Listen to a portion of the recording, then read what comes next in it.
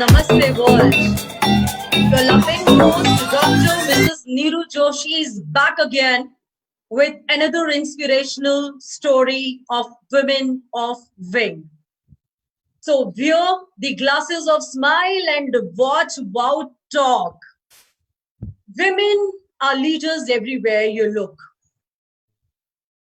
It may be women who run Fortune Company to the housewife who raises her children and heads her household. Our country is built by strong women, and we will continue to break the walls and defy stereotypes. Woman with a voice, by definition, a strong woman. But the search of that voice may be difficult, remarkably difficult. Wow Talk ensures its viewers that it will turn this difficulty into possibility. So introduce to you, charming woman, guest of the day, who does not fear at all, who does not follow the crowd. She is herself. That's none other than Dr. Sarvapriya Sangwan. Welcome, Dr. Sarvapriya Sangwan, to the show. Thank you, Dr. Joshi. Thank you so much. So I have heard a lot about you, Dr. Sarvapriya, heard a lot, but I want my viewers to know about you. So list, my God, the list is unlimited, numerous number of things you have done so far, but yes, a few of them I would love my audience to know about. You are broadcast journalist at BBC. Yes. Former anchor, NDTV. Yes. Master in journalism, bachelor in dental surgery, LLB honors. Yes. 9 years approximately you have been in journalism, if I'm not wrong. That's correct. You are Ramnath Goenka Redding Awardee as well. Congratulations, Supriya Sangwan. We are so happy to have a young, dynamic girl, woman, I must say, dynamic woman at Wow Talk show.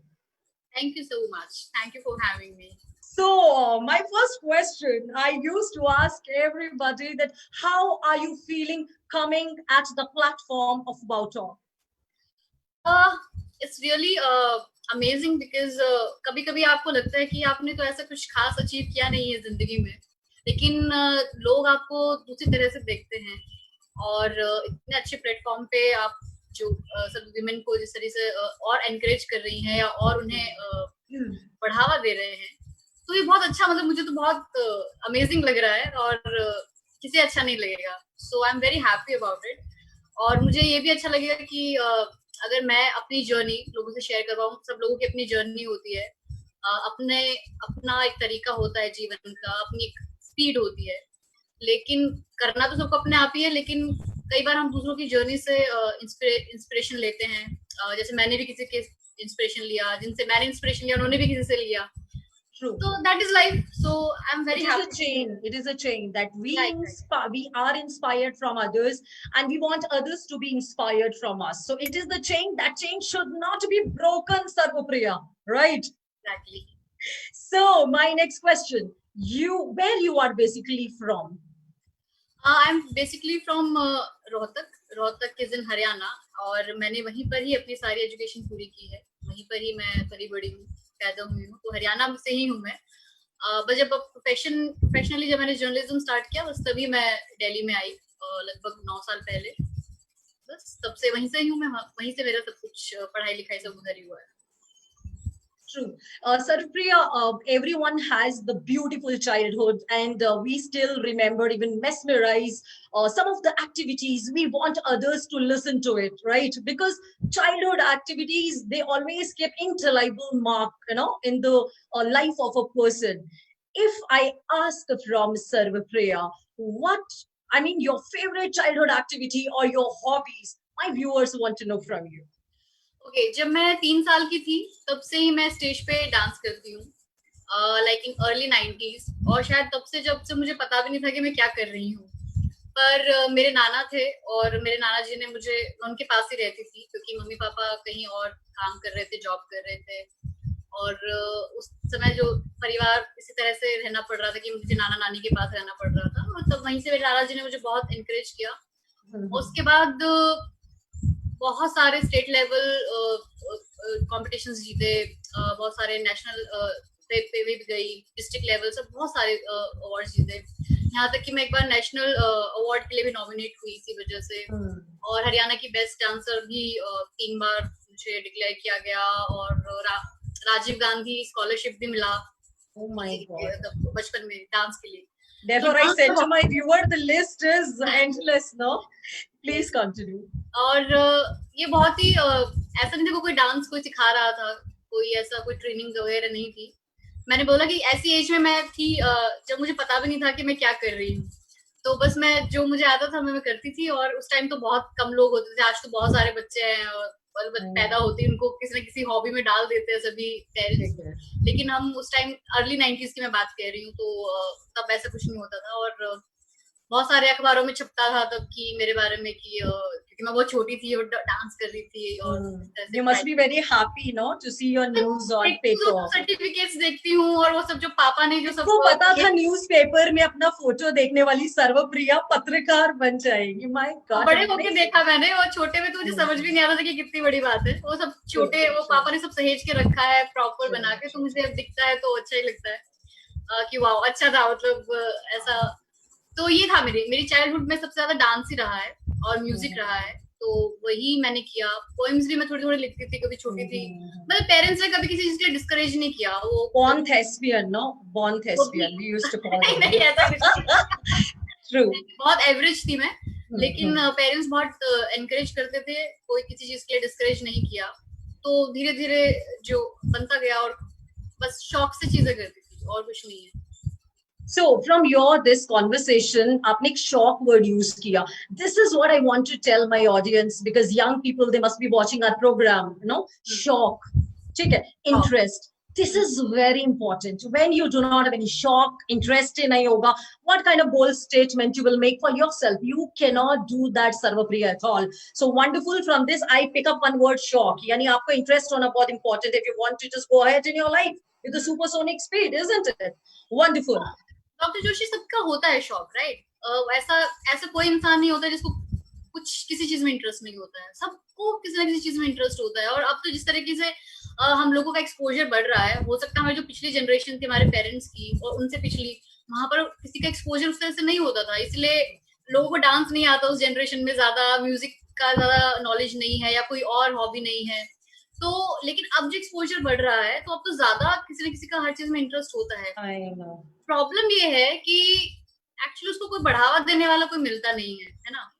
या तो वो उसी चीज को बढ़ावा देते हैं जो वो चाहते हैं कि नहीं नहीं आप यही करो। कई लोग होते हैं कि आप दिखता भी आजकल रियलिटी शोज आते हैं बहुत सारे म्यूजिक डांस के, तो पेरेंट्स जबरदस्ती भी घुसा देते हैं कि नहीं करो, ये करो, ये करो। और कई लोग होते हैं कि जिनको खुद ही इंटरेस्ट होता है, उनके पेरेंट्स उनको ये करने ही नहीं देते हैं। तो ये होता है कि मतलब एक शौक तो सभी को किसी न किसी चीज का होता है, और कोई जरूरी भी नहीं है कि आप उस शौक को ऐसे ही परस्यू करें कि आपको स्टेज पर ही जाना है या उस शौक के लिए आपको करियर ही बनाना है उसके अंदर। वो आप शौक है तो मतलब आपको कुछ चीज करनी अच्छी लगती है तो उसको करना चाहिए। कोई उसको जरूरी नहीं कि उसके लिए आप कोई एक मंजिल ढूंढ रहे हैं, है ना? तो जो आपको पसंद है वो करिए, सिंपल। इससे ये बात क्लियर हो गई, क्योंकि शौक सिर्फ मंजिल पाने के लिए भी नहीं है। शौक ये है कि आप किसी नेगेटिव इन्फ्लुएंस में नहीं आए, because if you remain active with productive and positive no activities, तो automatically good result would come. So thank you, बहुत अच्छा मैसेज आप व्यूअर्स को दे रहे हैं सर्वप्रिया। इसके बाद मुझे ये बताइए, ठीक है, चाइल्डहुड का वो सपना देखा, न्यूज़पेपर में सर्वप्रिया का नाम आता था, सारी बातें ठीक है। ये बताइए सर्वप्रिया, who motivated you to pursue bachelor in dental surgery? See, doctor Neeru, मतलब मैं ये कहूंगी कि जो जिस जगह से मैं आती हूँ, चाहे वो जो स्टेट है, और इवन पूरी दुनिया में ही पेट्रियार्की है, और इंडिया में भी बहुत ज्यादा है, और कुछ स्टेट्स में और भी ज्यादा है। तो वहाँ पर लड़कियां ऐसा कुछ खास सपना नहीं देखती है, उनको अपनी आइडेंटिटी के बारे में बहुत ज्यादा वो जागरूक नहीं होते कि उनकी कोई आइडेंटिटी होनी चाहिए, और वो आइडेंटिटी बनाए अपनी या परस्यू करें। उनको बचपन से ही ज्यादातर शादी को लेकर ही सिखाया जाता है कि एक वो सपने उनके वही बनाए जाते हैं कि अब तुम बड़े हो गए, तुम पढ़ भी लोगे, मतलब आपकी आज आज भी ये हालात है कि आपकी पढ़ाई भी इस तरह से डिसाइड हो रही है कि आपकी शादी करनी है, कि आप इसलिए पढ़ा रहे हैं क्योंकि शादी करनी है। अगर आप बीडीएस इसलिए कर रहे हैं क्योंकि आप एमबीबीएस से शादी हो जाएगी आपकी, या आप कोई इंजीनियर बन रहे हैं तो आपकी और किसी से एमबीए से शादी हो जाएगी ना। तो वो बहुत चीजें, जो शादी है इस देश में, वो बहुत चीजें पूरी जिंदगी डिसाइड कर रही है एक इंडिविजुअल का। तो आपकी पढ़ाई, आपके बाल छोटे रहेंगे बड़े रहेंगे, वो भी उसी वजह से डिसाइड हो रहा है। आपकी नौकरी क्या लगेगी, वो भी चीज से डिसाइड हो रहा है। तो उस ऐसे माहौल में लड़कियों को कहाँ पता होता है कि उनको यही करना है, उनको यही पसंद है। तो मुझे भी ऐसा कुछ कभी नहीं था कि मुझे डेंटल सर्जरी या एमबीबीएस या मेडिकल में ही जाना है। इस जस्ट कि मुझे ठीक लगता था कि मुझे बायोलॉजी पसंद थी, 10th में भी अच्छी लग रही थी और मेरे अच्छे मार्क्स आ रहे थे, तो मैंने इसी वजह से सिर्फ उसको 11th-12th में मेडिकल ले लिया। और फिर मेरे पेरेंट्स को शायद लगा होगा कि अगर इसने मेडिकल लिया है तो that mean she wants to become a doctor. और क्योंकि पेरेंट्स को भी बहुत ज्यादा नॉलेज नहीं होती है कि आप किसी एक सब्जेक्ट से आप कहाँ कहाँ काम कर सकते हैं, आपका क्या क्या करियर बन सकता है। तो जो सबको पता है कि मतलब बायोलॉजी लिया यानी कि शी वांट्स और he wants to become a doctor. तो फिर वो वहीं से वो एक शुरू हो गया उनका कि हाँ मुझे डॉक्टर बनना है, डॉक्टर बनना है। तो बस वो वहीं से वो यात्रा शुरू हुई कि मुझे नहीं मालूम था कि हाँ मतलब यही करना है, लेकिन लगा कि यही सही होगा, यही करना चाहिए, यही होता है शायद बायोलॉजी लेके, तो हमने वही किया। हाँ लेकिन मतलब मुझे कोई वो नहीं, मैं बहुत खुश हूँ कि मैंने परस्यू किया ये सब्जेक्ट। और जरूरी नहीं कि आप इसको आगे बढ़ाएंगे, मतलब आप पढ़ाई किस लिए करते हैं, मतलब पढ़ाई पढ़ने के लिए करते हैं, आप अपने को बेटर इंसान बनाने के लिए करते हैं, आप ज्यादा नॉलेज के लिए करते हैं, और वो मुझे मिली। Well said. अब एक चीज आती है सर्वप्रिया, right? I have heard people whenever I used to meet people, no, who have changed their career, right? So they do have their own reasons. Some of them, they used to say that their passion lies somewhere. Okay. Some used to say that they are not loving the current job, right? Someone used to say that they need to have new challenge. They want to have new challenge in life, right? So focus, passion. They don't like the previous or the current job, or as I said. So what do you think if we speak about Sarvapriya? In Sarvapriya case, why did you do that? Why did you change a paradigm shift from dentist to journalist? My God. मुझे लगता है मैं बड़ा accidental journalist हूँ, क्योंकि ये कभी मेरे लाइफ में, मैंने बचपन में कभी सोचा नहीं था कि मुझे जर्नलिज्म में जाना है। मैंने जैसा अभी पिछले क्वेश्चन के जवाब में कहा कि इस ऐसे माहौल में लड़कियों को कहाँ पता होता है कि उन्हें जीवन में करना क्या है, क्या नहीं करना है। लेकिन हाँ, मेरे लाइफ में बस एक चीज हमेशा से श्योर थी कि मुझे अगर अपनी लाइफ में डिसीजंस लेने हैं और अपनी तरह से लाइफ जीनी है, तो मुझे फाइनेंशियली इंडिपेंडेंट बहुत जरूर होना पड़ेगा। वरना उसके बिना आप कुछ नहीं कर सकते हो। आप कोई डिसीजन कभी नहीं माना जाएगा, चाहे कोई भी डिसीजन हो लाइफ में, या अपनी लाइफ अपनी टर्म से आप कभी नहीं जी सकते हो। तो वो हमें दिमाग में था कि मुझे फाइनेंशियली इंडिपेंडेंट होना है किसी भी तरह से। तो जब मैं जब डेंटल सर्जरी की मेरी इंटर्नशिप खत्म ही होने वाली थी, मेरा डिग्री खत्म हो रही थी, 1-2 महीना रह गया था, तो बस मेरे पापा ने मुझे कभी सुझाया था, एक एड था अखबार में, एनडीटीवी मीडिया इंस्टीट्यूट का। तो उन्होंने वो मुझे कटिंग ला कर दी और कहा कि देखो, अगर तुम, ये अच्छा है, मतलब तुम चाहते हो तो जाके देखो, यहाँ पे ट्रेनिंग कर सकते हो, 1 साल का ही है, और अगर आप अच्छा काम करते हो तो वहाँ पे जॉब भी मिल जाता है। इस तरह की उन्होंने मुझे कहा। मेरे दिमाग में तब तक कोई प्लान आइडिया नहीं था अपने करियर को लेके, बस यही था कि क्योंकि अब मेरी डेंटल पूरी हो गई है तो मैं शायद कोई क्लिनिक शुरू करूंगी या किसी और के अंडर काम करूंगी। कुछ भी लाइक ऐसा कुछ खास बहुत क्लैरिटी नहीं थी चीजों को लेके। तो जब मुझे बताया उन्होंने तो मुझे अच्छा ही लगा। मतलब मुझे लगा कि यार अच्छा, कुछ नई चीज करने को मिलेगी और दिल्ली जाने को मिलेगा, वहां पे रहने को मिलेगा, एक एक्सपोजर, एक नई चीज, एक नया स्किल मेरे लाइफ में जुड़ जाएगा। मुझे शुरू से एक बड़ा शौक है नई नई चीजें, स्किल जोड़ने का अपने साथ। मुझे बड़ी अच्छी सी फीलिंग आती है कि हाँ मुझे ये भी आता है, मुझे ये भी आता है। अपने अपना अपना अपना पॉइंट So है। in your case, that you love to accept new challenges, I must say. As you said कि नई हाँ, चीज करने में मजा आता है, right? मुझे तो बस मुझे हाई मतलब एक हाई फील आती है ना आपको कोई चीज करके कि मैं ये कर ले, तो मुझे इसमें बड़ा अच्छा लगता है कि मुझे ये भी Actually, these are the learning outcomes, सर्वप्रिया। मतलब व्यूअर्स ये चीज को देख रहे हैं, जो जो आप चीजें बता रहे हो उनको देख भी रहे हैं, सुन भी रहे हैं, ठीक है। नई चीजें करना चाहिए लाइफ में, ठीक है। चैलेंजेस को एक्सेप्ट करना चाहिए, ठीक है। हार नहीं माननी चाहिए, ठीक है। अब इससे एक चीज और कनेक्ट करते हैं, सर्वप्रिया। मैंने कहीं पढ़ा था आपका, मैं वैसे ही one day I was no browsing the Facebook and all, searching something. तो मैंने आपका जब ओपन किया तो मैंने पढ़ा, आपने कुछ उसमें एक स्टोरी मेंशन किया था कि रोहतक जिले से भाई मैं हूँ, और मैंने अपनी पढ़ाई किया, फिर मैंने डेंटल सर्जरी किया। फिर मुझे लगा कि नहीं, ये जो दीवार मेरे सामने खड़ी है, मुझे उस दीवार के पार देखना है। अब मुझे ये पढ़ने के बाद लग रहा है, यानी दीवार के इस तरफ डेंटल सर्जरी तो नहीं थी कहीं, और दीवार के उस पार कहीं आपका जर्नलिज्म तो नहीं था। जैसे कई कई लोगों को आजकल ऐसे फिल्में भी बनती है ना, ऐसी फिल्में बनती हैं और उसमें दिखाते हैं कि और अपना पैशन परस्यू करना चाहिए, और लोग छोड़ छाड़ के कुछ और नया स्टार्ट करते हैं।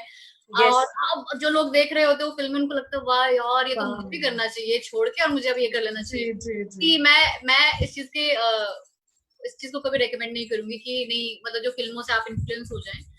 मैंने खुद बोला, मैं बहुत एक्सीडेंटल जर्नलिस्ट हूँ, मेरा कोई प्लान नहीं था ऐसा, लेकिन मेरे सामने जब जो अपॉर्चुनिटी आई, और क्योंकि मेरे पास कुछ और नहीं मैं उस टाइम कर रही थी और मेरी क्लैरिटी नहीं थी फ्यूचर को लेके, तो मेरे पास जो अपॉर्चुनिटी आई मैंने उसको ग्रैब किया। सिंपल कि मेरे पास एक अपॉर्चुनिटी आ रही है कुछ नया सीखने की, सीख लेते हैं, देखते हैं उसके बाद जॉब मिलेगा, आगे देखते हैं आगे क्या होगा।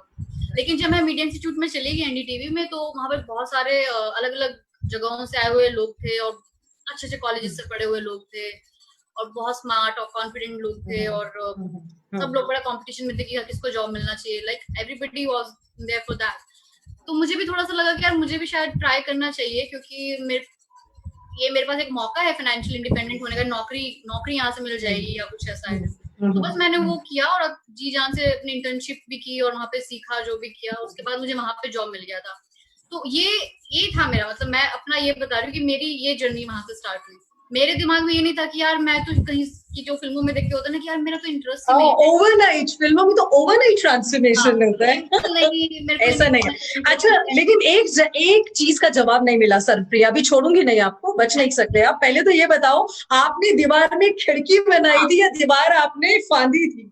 नहीं, क्योंकि वो जो टाइम हो गया है 9 साल का जर्नलिज्म में, तो अब मुझे याद आता है, मैं जब पीछे मुड़ के देखती हूँ कि 2009 या 10 में सर्वप्रिया सांगवान कैसी लड़की थी, तो मुझे लगता है बहुत सुपरफिशियल सी एक लड़की थी, बड़ा अच्छा, नॉलेज नहीं थी, बहुत चीजों को बहुत सुपरफिशियल नजरिए से देखती थी। जितना आपका एक्सपोजर है, जितना आपकी नॉलेज, आप उसकी पर्सपेक्टिव में चीजें देखेंगे। तो मुझे लगता था कि मतलब आप एक लेवल के बाद आप सोच नहीं पाते हैं चीजों को, है ना, जो आपके आसपास घट रही है, उस लेवल के बाद आप सोच नहीं पाते, क्योंकि आपका उतना ही लेवल है, आपकी उतनी समझ है, उतनी नॉलेज है, और उतना ही आपका एक्सपोजर है चीजों को देख के।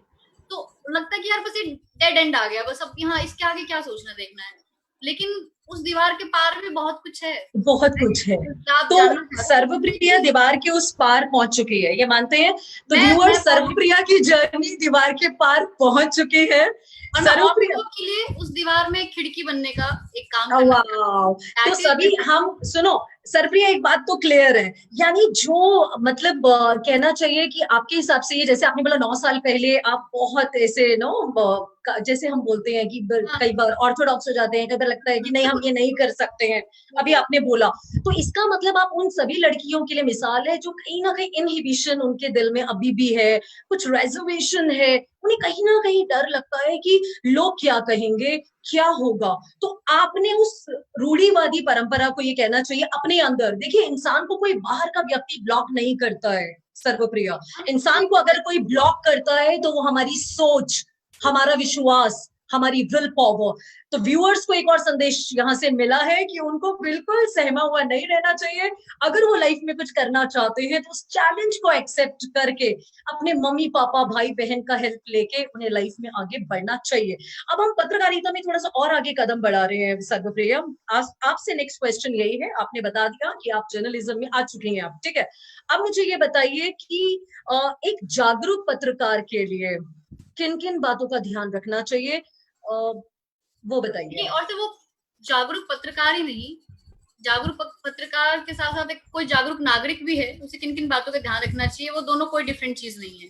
First of all you need to be very sensitive person, ठीक है। Wow, amazing. Have that empathy in you for people around you. और बहुत सारे लोग हैं जो अपने ही विक्टिमहुड में ज्यादा रहते हैं कि अरे यार मेरे साथ गलत हो गया, उसने मेरे साथ ये कर दिया, उसने मेरे साथ ये कर दिया।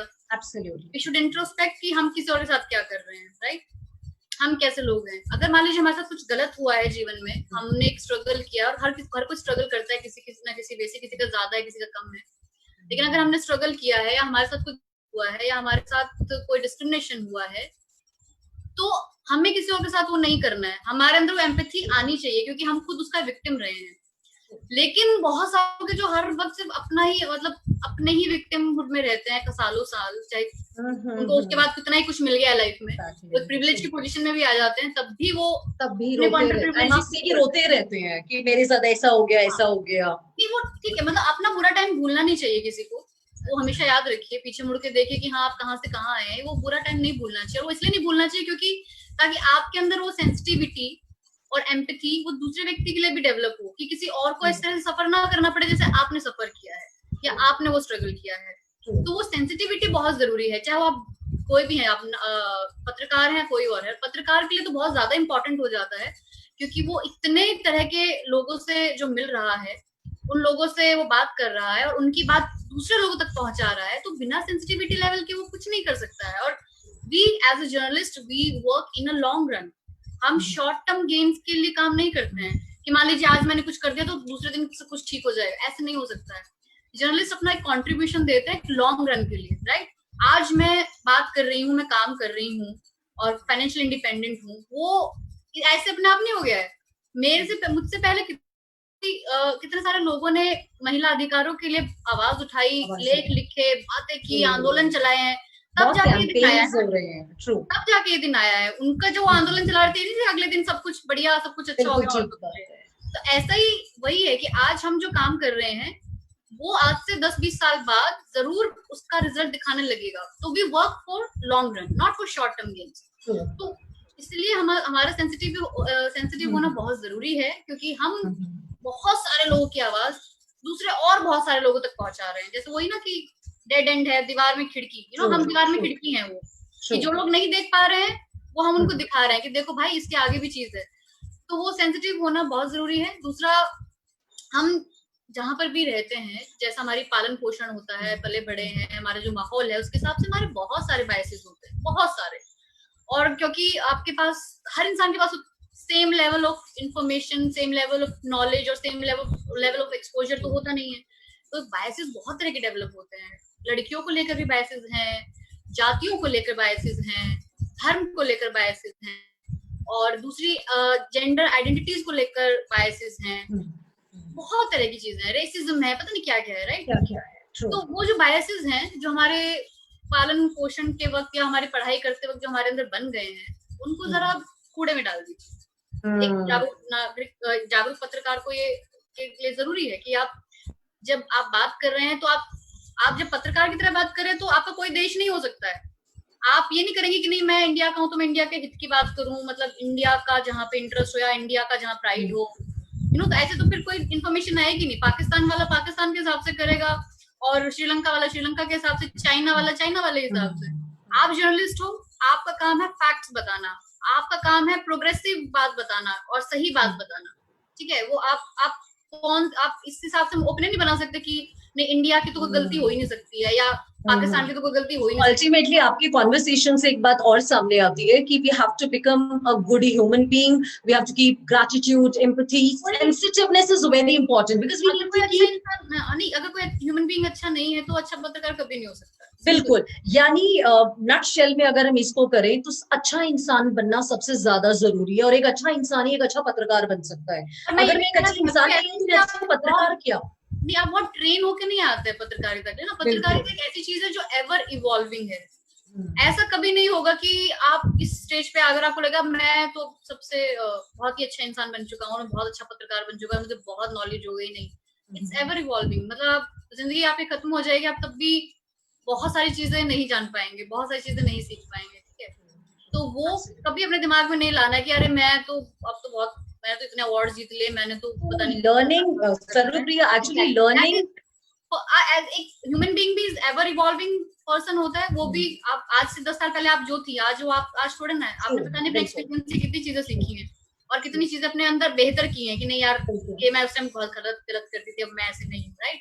तो यही है, जैसे एक ह्यूमन बीइंग इवॉल्व होता रहता है वैसे ही एक पत्रकार भी इवॉल्व होता रहता है। तो मुझे लगता है कि हाँ, जो मैंने बोला कि सेंसिटिव बहुत होना जरूरी है, बायसेस को अलग रख के आना बहुत जरूरी है, और अपने इस घमंड को अलग रख के आना जरूरी है कि मुझे तो सब कुछ आ गया, right. This is the most important line Sarvapriya, घमंड को अलग रखना चाहिए, क्योंकि अगर आपके अंदर ये ईगो आ जाता है, अहम आ जाता है, तो आपकी सारी वो ह्यूमैनिटी, क्योंकि आपका ह्यूमेन अप्रोच खत्म हो जाता है। घमंड माना यानी human approach is coming down, right. So इससे आपका सारे का सारा जो लर्निंग आउटकम है वो जीरो हो जाता है। दूसरी बात आपने बोला कि आपको दूसरे को सेंसिटाइज करने के लिए खुद सेंसिटाइज होना चाहिए।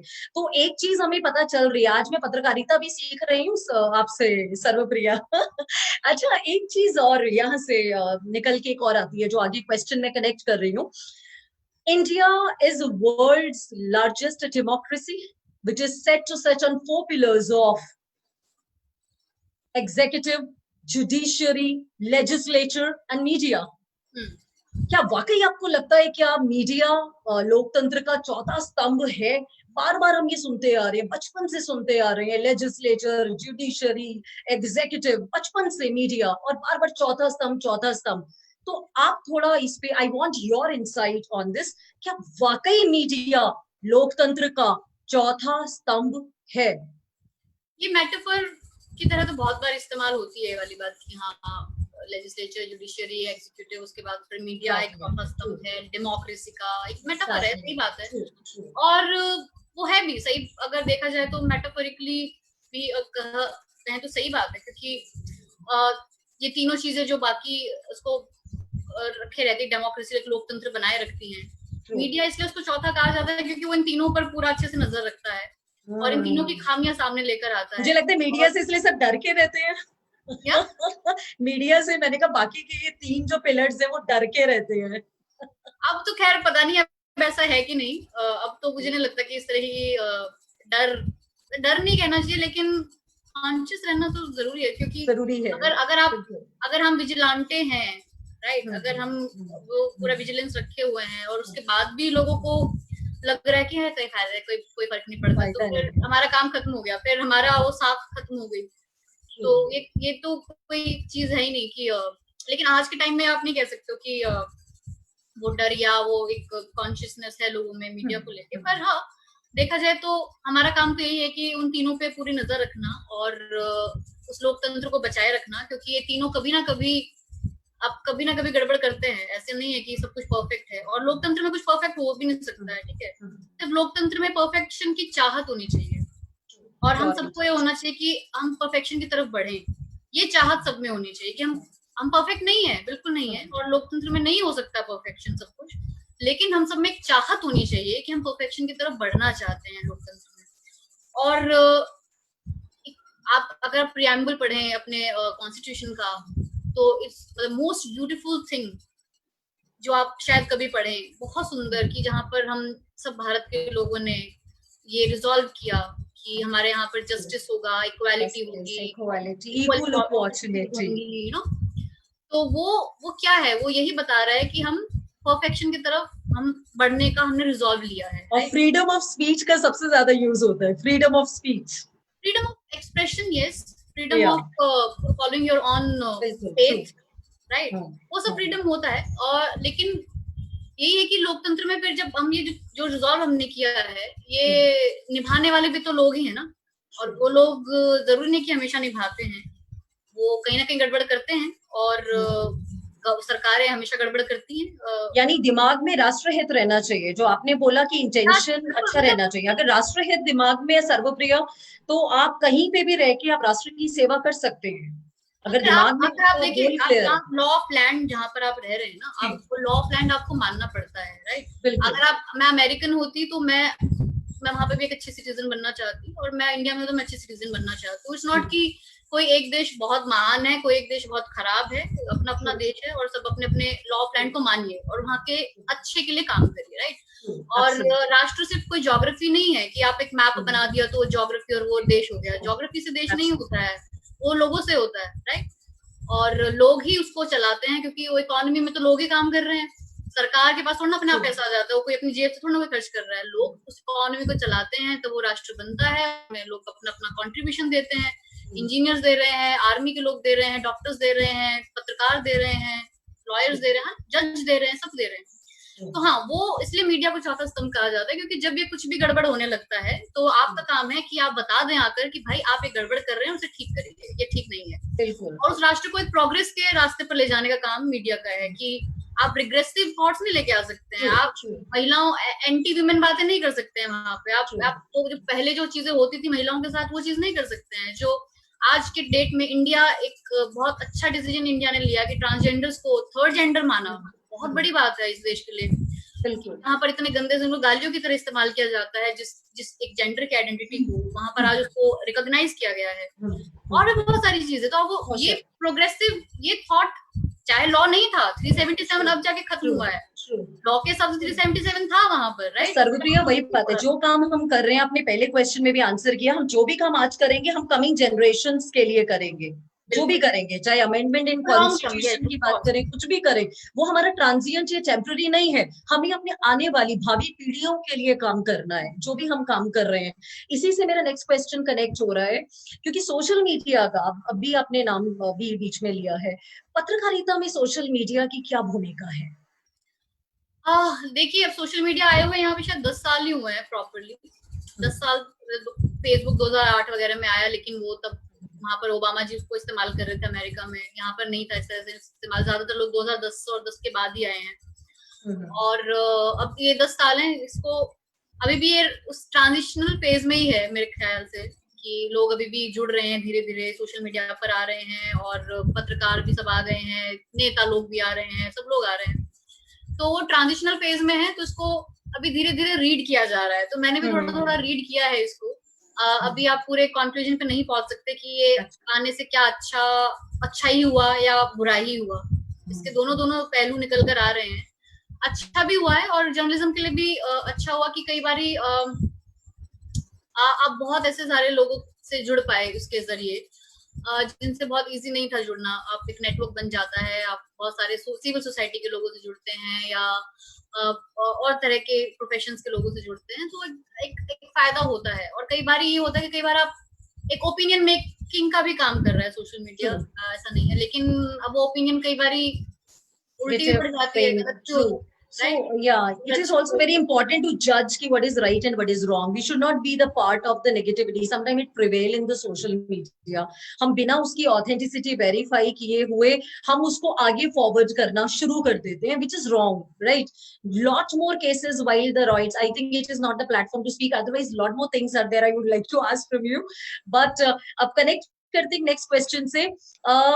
सोशल मीडिया में सर्वप्रिया बहुत देखा गया है, किसी को कोई बात पसंद नहीं आती है तो किसी की निष्पक्षता पे सवाल उठाया जाता है, या भाषा जो होती है अभद्र भाषा का यूज किया जाता है। मान लिया मैंने कोई पोस्ट डाला, चाहे मैंने नेशनल वेलफेयर के लिए डाला, कुछ भी डाला मैंने, ठीक है, किसी को वो मेरा थॉट पसंद नहीं आया, इमीडिएटली उसमें डेरोगेटरी आने शुरू हो जाते हैं, है ना? समटाइम हेट्रेड फीलिंग प्रोपिगेट होती है। I think these kind of stuff where the hatred feeling are propagating through social media, and that spread negativity which is not actually good for the growth of the nation. When we speak about Bharat, Hindustan के बारे में हम जब बात करते हैं, जब different denomination के लोग रहते हैं, डिफरेंट कास्ट रिलीजन, सो इतने सारे लोगों को 135-36 करोड़ की जनसंख्या को बांध के रखा हुआ है भारत की डेमोक्रेसी ने।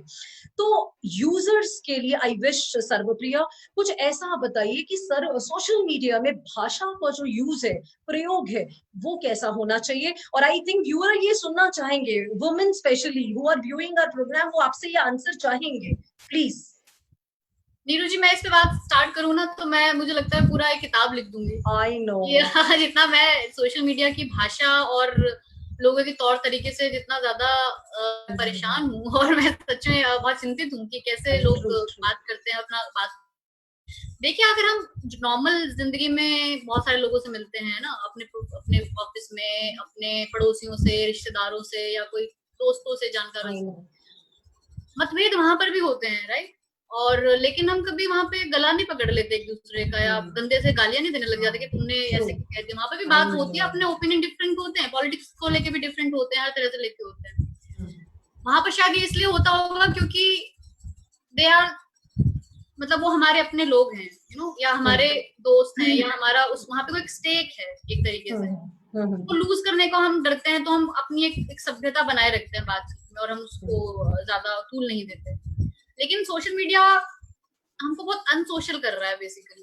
वहां पर कोई किसी का कोई स्टेक नहीं है, कोई कोई कोई किसी सेलिब्रिटी को कुछ भी कह देता है, उनको क्या जा रहा है, राइट? कोई किसी व्यक्ति, किसी पत्रकार को कुछ भी कह देता है, तो क्या जा रहा है? उनको लगता है कि हमारा क्या जा रहा है, हमको तो वो जानता नहीं बंदा, हम तो कुछ भी बोल के चले जाए, अपना भड़ास निकाल देना। वो, मतलब मैं उसके कभी भी पक्ष में नहीं हूँ, और एक बहुत ही हार्श भाषा का इस्तेमाल होता है।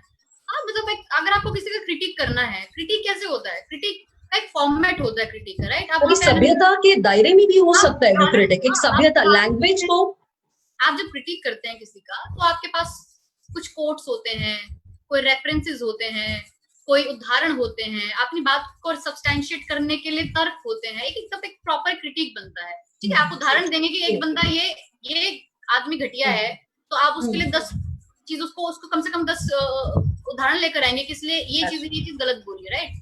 ये आदमी बहुत अच्छा है, तो आप 10 चीजें निकाल के लाइए कि ये आदमी के, ये पत्रकार बहुत अच्छा है, मैंने इसका पिछले 10 एपिसोड देखे, इसमें ये बहुत अच्छा काम किया है, इसलिए किया है। तो आपका एक प्रॉपर ये क्रिटिक होता है, राइट? ये फॉर्मेट होता है। अभी तो यहाँ पे आप एक लाइन में लिख दे, यार ये चेतन भगत घटिया आदमी है, इसको तो कुछ नहीं लिखना आता है, ये कोई क्रिटिक तोड़ना है? ये कौन सा फॉर्मेट है? तो ये तो लोगों ने, वो बहुत ही ज्यादा अनसोशल हो गए हैं उसको। आपने रेफरेंसेस वाली बात बहुत अच्छी की। लोग बिना रेफरेंसेस के कमेंट करते हैं, इसका मतलब प्रॉब्लम तब आती है। आपके इस कॉन्वर्सेशन से जो एक बात मैंने इसमें से लिया है, एक्सट्रैक्ट लिया है, लोगों को रेफरेंसेस पे गौर करना चाहिए कि भाई ये बात का ओरिजिन क्या है, सोर्स क्या है ना? कोई भी मैसेज आता है और हमें लगता है कि अच्छा उसके अगेंस्ट है, तो जो आपके बात को फेवर करने वाले लोग होंगे, हम immediately within a second, हमारे पास इतने फ्रेंड्स हैं, हम भेज देते हैं Sarvapriya, irrespective of the loss and the damage for the nation.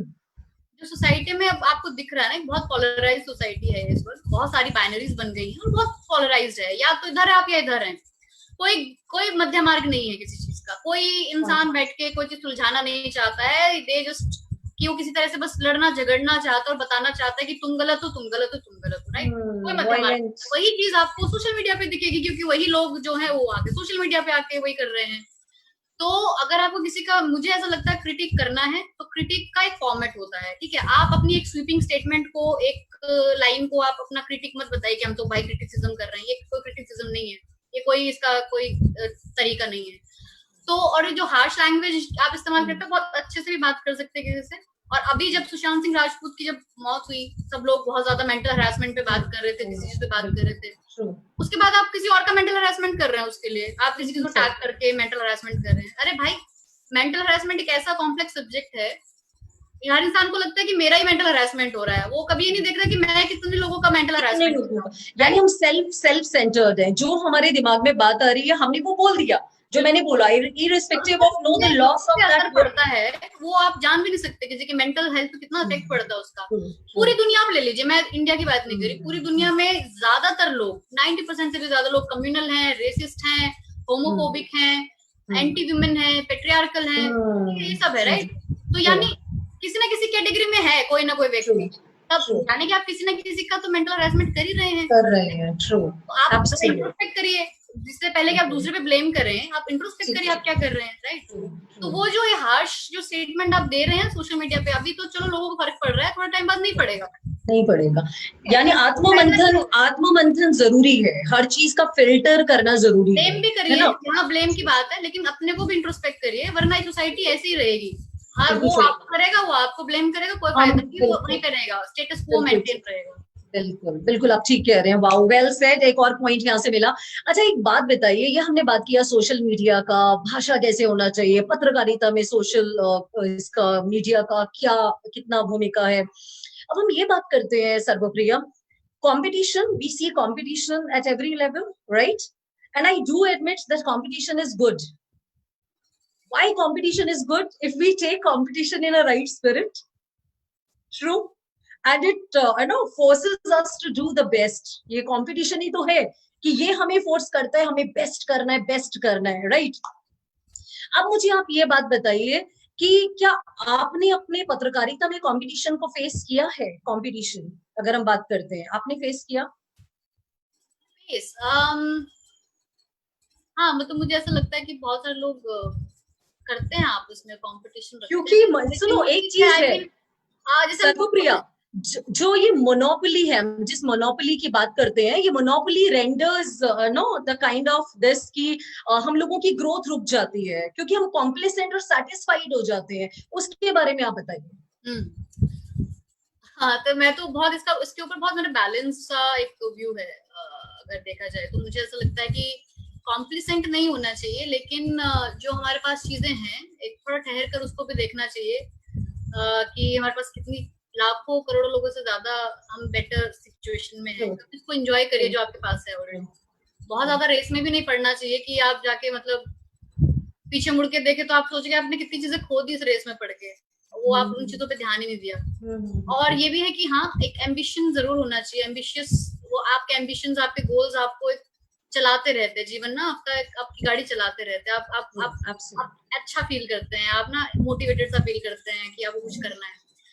तो ये जो मेरा एक बैलेंस व्यू है, और मुझे लगता है कि बैलेंस जरूर रखना चाहिए कि आप कभी कभी थोड़ा सा अपने को संतुष्टि भी करके देखें, अपने आसपास घुमाएं कि कितने सारे लोग हैं जिनके पास पेरेंट्स नहीं है, कितने सारे लोग हैं जिनके पास हाथ पैर नहीं है, कितने सारे लोग हैं जिनके पास मतलब छत नहीं है, 2 वक्त की रोटी नहीं है, और जिनके पास करियर नहीं है, कुछ भी नहीं है, नौकरी नहीं है। तो आप सोचिए कि आप बहुत उस टाइम ठहर के सोचें कि यार लेट्स एंजॉय दिस जो हमारे पास है, राइट? कभी ये ना हो कि इस चीज को हम इग्नोर कर रहे हैं आज और कहीं ऐसी जगह पहुंच जाएं बाहर उस दुनिया में कि फिर पीछे देखे तो यार ये तो छूट ही गया हमसे। और वो कभी ना कुछ हमेशा छूटेगा, ऐसा कभी नहीं होगा कि आपको सब कुछ मिल जाएगा।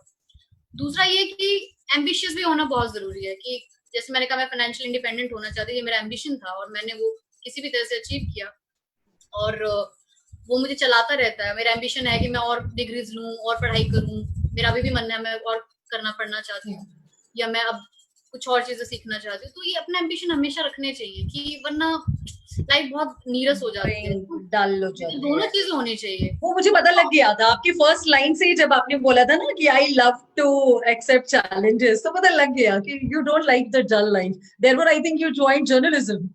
और लोग कंपटीशन तो फील करते हैं, देखिए वो कोई नहीं है, आप भी किसी से करते, कोई आपसे करता है, लेकिन उसको ना मतलब एक ज्यादा नहीं बढ़ा देना चाहिए, क्योंकि कहीं वो आप किसी व्यक्ति के लिए मतलब टॉक्सिक ही बन जाए, यू नो। कंपटीशन को इतना बढ़ाना चाहिए कि आप किसी के लिए टॉक्सिक बंदा बन रहे हैं और आपको किसी और से आपको टॉक्सिसिटी फील हो रही है, ये नहीं होना चाहिए। एक चीज आपकी बात से, टॉक्सिन से आपने बिल्कुल ठीक बोला, यानी अगर कंपटीशन को हम नेगेटिव स्पिरिट में लेते हैं तो टॉक्सिन है सर्वप्रिया, राइट?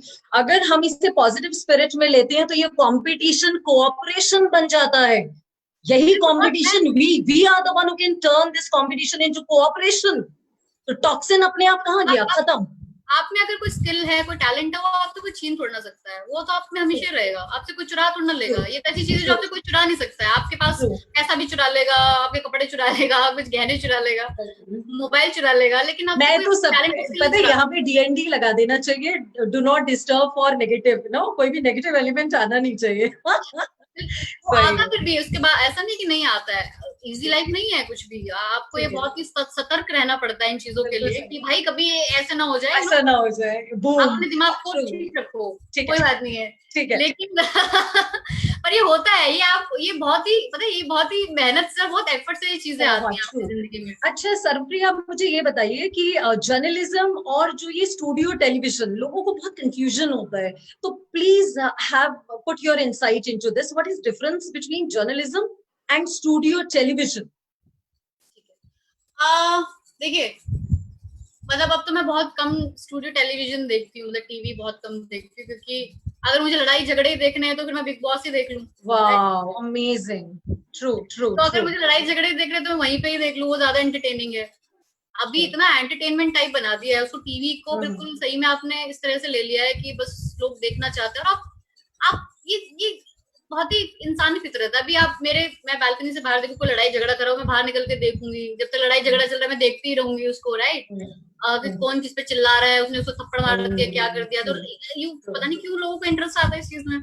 तो वो आपको टीवी पे भी मजा आ रहा है उसको देखने में। अब वो ये थोड़ा ना सोच रहा है कि अरे यार हमें कितना नुकसान हो रहा है इस बात का।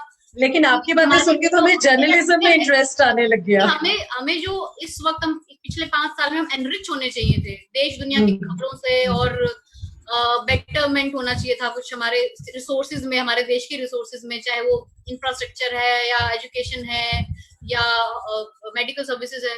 हमको तो एनरिच होना चाहिए था, हमें कुछ नई चीज पता चली, लेकिन पिछले कई सालों से वही चीजें चल रही हैं। आप हर चैनल पे वही चीज देख रहे हो।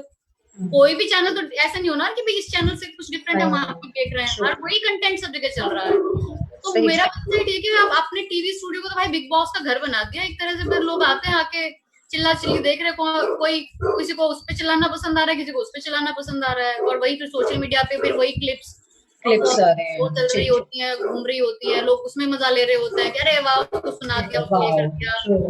इंटरव्यूज इंटरव्यूज को ले लीजिए आप, वो नायक फिल्म देखी आपने अनिल कपूर वाली? तो नायक फिल्म में जैसे वो सीएम का इंटरव्यू ले रहे हैं Anil Kapoor as a journalist, तो लोगों को बड़ा अच्छा लग रहा है यार, ऐसे होना चाहिए, और ऐसे ही होना चाहिए, ऐसे इंटरव्यू होना चाहिए। एक दिन का सीएम। लेकिन लोग चाहते हैं कि हमारे वाले नेता का जो हमें पसंद है उसका ऐसे इंटरव्यू नहीं होना चाहिए, ऐसा दूसरे वाले का ऐसा हो, ऐसा होना चाहिए। सही बात है, सही बात है। तो यही तो चीज है कि हम दूसरे को ब्लेम करते हैं या चाहते हैं कि दूसरे का इंसल्ट हो या कुछ भी ऐसा हो। जिस दिन, वही मैं चीज बोल रही हूँ सर्वप्रिया, जिस दिन एक दूसरे को जो हम लेग पुलिंग करते हैं या we want to see other people down, जिस दिन हमारी ये फीलिंग सिर्फ ये होगी कि हमें सबको उठा के चलना है, एक साथ चलना है, सबका साथ सबके विकास को लेके चलना है, तो मुझे लगता है ये सारे का सारा चीजें अपने आप से ऑटोमेटिकली खत्म हो जाएगा। And I am waiting for that day to come. Leader किसको कहते हैं आप? लीडर उसको कहते हैं जो लीड करता है, ठीक है, जो लोगों को अपने पीछे चलाता है। जो लोगों के पीछे नहीं चलता उसको लीडर नहीं कहते। जिसके पीछे लीडर लोग चलते हैं वो लीडर होता है। और ये लीडर का काम है कि आप इस देश में क्या माहौल पैदा करना चाहते हैं, ये लीडर का काम है, ठीक है। हमारे ऑफिस में भी हमारे लीडर का, हमारे बॉस का काम है कि उस ऑफिस में कैसा माहौल हो, वो उसको डिसाइड करता है। कोई हम लोग नहीं कर सकते, और हमारे एक इंडिविजुअल कुछ नहीं कर सकता उसमें। तो लीडर ये चीज देखता है, अगर लीडर ही ऊपर ऐसा नहीं चाहेगा तो कुछ नहीं होगा, फिर देश में ऐसे रहेगा। अगर वो पोलराइज्ड सोसाइटी चाहता है तो पोलराइज्ड होगी, वो देश में चाहता है एकता हो, एकता होगी, ठीक है। तो ये बात वही है कि हम हमारे बोलने से कुछ नहीं होगा। मैं एक जर्नलिस्ट के नाते मैं ज्यादा इन चीजों के टच में रहती हूँ, रोज देखती हूँ, इतनी खराब चीजें हो रही है इस देश में, बहुत तरीके की नेगेटिव चीजें हो रही हैं, और जिनको बहुत सुधारा कह रहे हैं। अगर हम उन चीजों पे बात करेंगे सर्वप्रिया, तो एक न एक महीना कम होगा, एक घंटा नहीं, और मुझे लगता है एक घंटा भी खत्म हो जाएगा धीरे-धीरे कि हम अपने इंडिविजुअल लेवल पे जितना कंट्रीब्यूट कर सकते हैं वो कर रहे हैं, सारी चीज हमारे हाथ में नहीं है। अच्छा एक चीज सर्वप्रिया, राइट, मैंने भाई बहुत सारे कलर्स के फ्रूट खाए हैं, मुझे पता है, black fruit, yellow fruit, right, attires देखे हैं वैरायटी ऑफ कलर्स के, राइट, न्यूज़पेपर्स में भी मैंने 4 कलर्स के डॉट्स देखे हैं बहुत जगह, कई बार सर्कल में, कई बार हार्ट शेप में, स्क्वायर में, CMY के, योर सियान, magenta, yellow and black, yes और नो? न्यूज़पेपर का कलर तो मुझे समझ आता है सर्वप्रिया, लेकिन पत्रकारिता में रंग, मैं हैरान हो गई, मुझे येलो जर्नलिज्म, मैंने what is this yellow journalism, पत्रकारिता में रंग का क्या मतलब है सर्वप्रिया? Tell me that. बहुत इजी है, जहाँ पे आप जैसे आप जो आप देख रहे हो, आप जाओ, आप कोई भी चैनल, टीवी न्यूज चैनल खोल लो, आपको दिख जाएगा येलो जर्नलिज्म क्या है।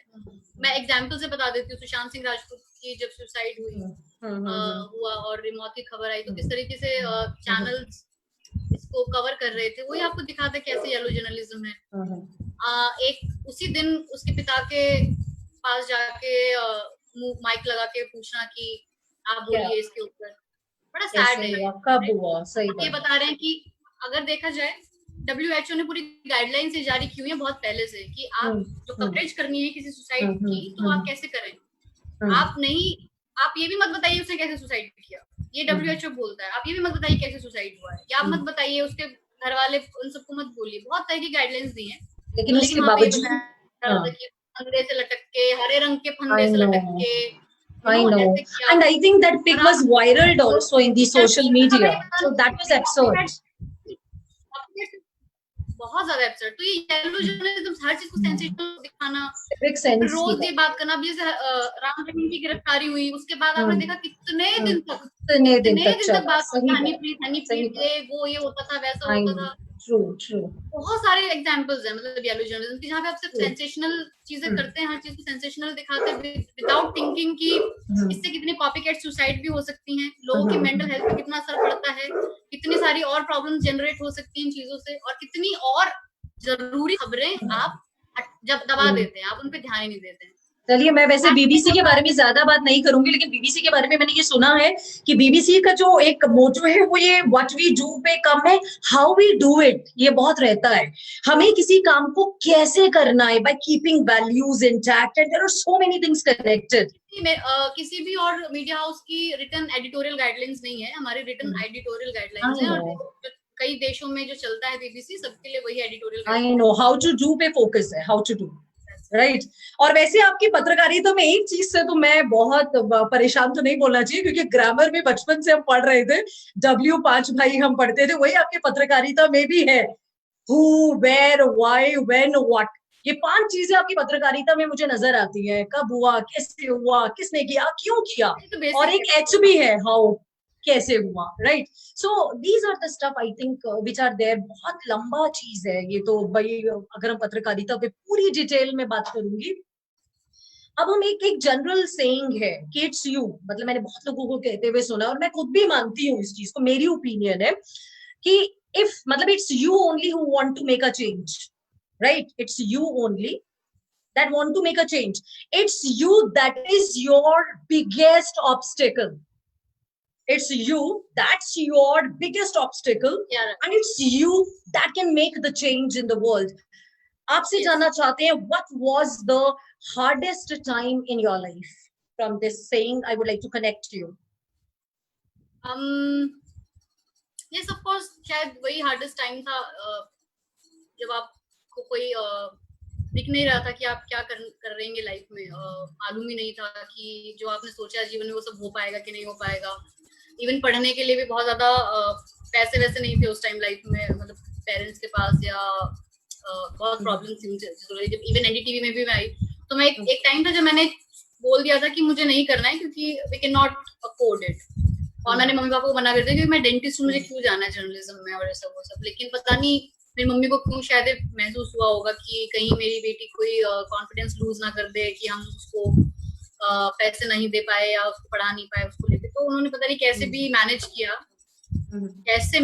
बहुत उससे तो लेकर आई। और बस उसके बाद जब मैं देखती हूँ तो फिर मैं आज का दिन देखती हूँ कि थैंक गॉड कि मैं वो मुश्किल वक्त जो उन्होंने उस टाइम देखा होगा उसको किसी तरह से कंपनसेट कर पाई कि सब ठीक हो गया लाइफ में। मतलब शायद मैं छोड़ ही देती और मैं आज जर्नलिस्ट होती ही नहीं और ये सब चीजें होती ही नहीं, प्रेसिडेंट से अवार्ड नहीं मिलता है, कुछ भी नहीं होता है, तो सब वो कंपनसेट हो गया। तो वो हार्डेस्ट टाइम शायद अभी तो मुझे वही याद आता है। बचपन के दिन भी बहुत सारे थे जो हार्डेस्ट थे। अच्छा, एक चीज है सरप्रिया, वी नीड टू मेक, आपकी बातें जितनी भी सुनी है इससे ये भी क्लियर होता है that we need to make a quantum change in the way we perceive women in society, not in term of their role and right, but also the very basic idea of being an individual who is capable of doing anything and everything humanly possible. When I talk about Sarvapriya, that too in journalism. So, as a woman, what challenges are you facing? As you said, patriarchy and all, you said yourself. So, you journalist, आपके वही challenges हैं आज के time में जो किसी mail journalist के। लेकिन जब आप अपने ऑफिस में या अपने वर्क प्लेस पे जब आप काम कर रहे हैं, first of all you are a woman, तो आपको कोई सीरियसली पहले ही नहीं लेता है। आपको लगता है, उनको लगता है कि ये बस एक सुंदर शक्ल है और ये सुंदर शक्ल के नाते आगे बढ़ जा रही हैं और इनको कुछ आता जाता नहीं है। चाहे आप सोचो आपने कितनी डिग्री ले ली, आप उनसे ज्यादा पढ़े लिखे हैं, आप उनसे ज्यादा नॉलेजेबल हैं, आपने उनसे ज्यादा अवार्ड्स भी ले लिए हैं, आपने उनसे ज्यादा अपने आप को साबित भी कर दिया है, पर वो आपको हमेशा आपके जेंडर में रिड्यूस करते हैं। आप ये देखिए, ये वो आप इसलिए पेट्रियार्कल है। चाहे ये लोग जो जर्नलिस्ट लोग हैं, जो अपने को जर्नलिस्ट मानते हैं, जो जिनको लगता है कि दारोमदार है लोकतंत्र का इनके ऊपर, और अच्छा, प्रोग्रेस मिले जाने का।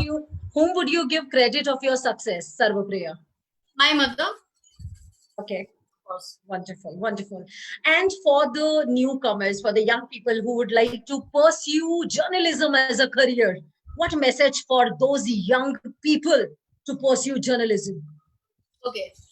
So, जो मैंने ज्यादातर जितनी जो मैसेज देना तो मैंने आपको पहले ही अपनी सब बातचीत में दिया ही था, और यही है कि आप आइए। जर्नलिज्म बहुत अच्छी चीज है, क्योंकि मैंने 9 साल बाद ये महसूस किया कि मेरा फैसला बहुत अच्छा था जर्नलिज्म में आने का, क्योंकि अगर मैं इतनी अंडर कॉन्फिडेंट लड़की थी, मैं किसी से बात भी नहीं कर पाती थी जीवन में, मैं चीजों को ज्यादा समझती नहीं थी, मेरा एक्सपोजर उस तरह से नहीं था।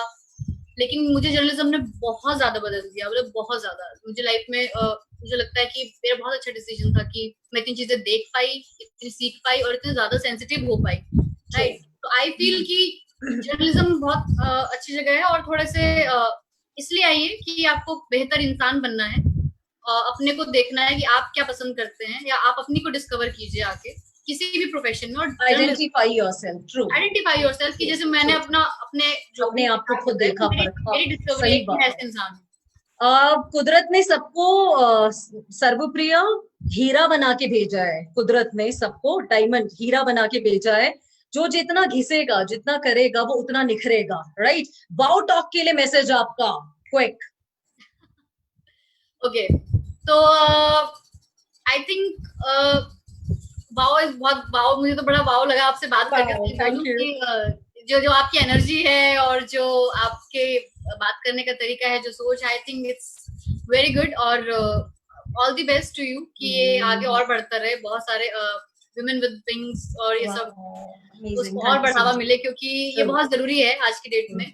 और अपने सिर्फ इतना ही मत करिए कि बस आप अपने बारे में सोचें, लेकिन अगर हम इस सिचुएशन में आ गई आज एज अ वुमेन, तो हमें अपनी दूसरी जो महिलाएं हैं उनका भी ख्याल रखना है, उन्हें भी बढ़ावा देना है, उन्हें एनकरेज करना है। और ये जो थोड़ी सी पैटी हरकतें होती है ना कि अपनी ही मतलब विमेन के बारे में ही कुछ नेगेटिव आप बोल देते हैं अपने हस्बैंड के सामने, बॉयफ्रेंड के सामने, बेसिकली एक दिन घूम फिर के वो आपके पास ही आता है, आपके पास ही आता है। नेगेटिविटी अपने फेलो विमेन तो आपके मीडियम से व्यूअर्स, मैं आप सबको बताना चाहती हूँ, सर्वप्रिया जी कह रही है give best to the world and best will come back to you. So my lady listeners, today we have come with the story, inspirational story of Sarvapriya Sangwan ji। और एक बात तो साफ है जो मैं भी बार बार बोलती हूँ, if you invest in your identity, if you invest in your identity, then you set yourself and your team up for success. So my dear women, please learn to take credit for your success and give other women credit too. This is what Sangwan also said, that take credit of your success and please give credit to other women too. So with this, Wow Talk comes to an end. We'll come back next week with yet another inspirational story. So namaste, stay safe, take care, goodbye, good luck. Thank you.